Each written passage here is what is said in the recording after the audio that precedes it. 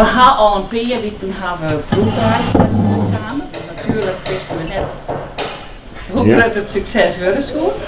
Maar we hadden toch al een aantal vaste deelnemers en we zijn het nou hastig voor de officiële opening van het buurtkamer. Bij deze wil ik dan de buurtkamer officieel openen met het oorsnijden van het haas. Door de helder door. Ik snijd er eerst een stukje bij.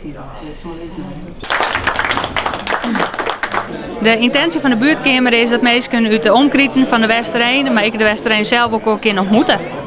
En dat mensen dat ze willen hier vrijwilligerswerk in het doen. Nou, als je in principe is voor Elsen die in die oren mensen willen ontmoeten. Dus die zeggen van ik wil graag een bakje koffie doen, even met oren mensen in contact wezen, daar is het voor. En dat mensen nou zelf wat doen willen, is dat ook een mogelijkheid? Ja, als je nou zegt van nou ik vind het leuk om een workshop te organiseren of ik ben heel creatief, dan kan dat jaren. Een pilot, de eerste in Noord-Friesland. Er zijn meerdere plakjes zoals dit in Friesland.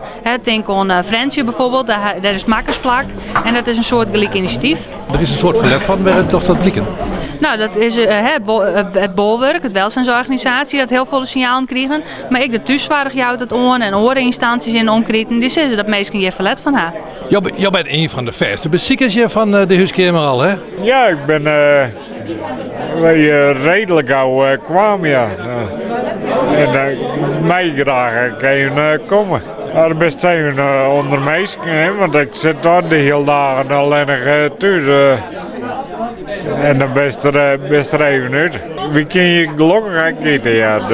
Dat scheelt er nog weer mooi heen. Verrassend dichtbij.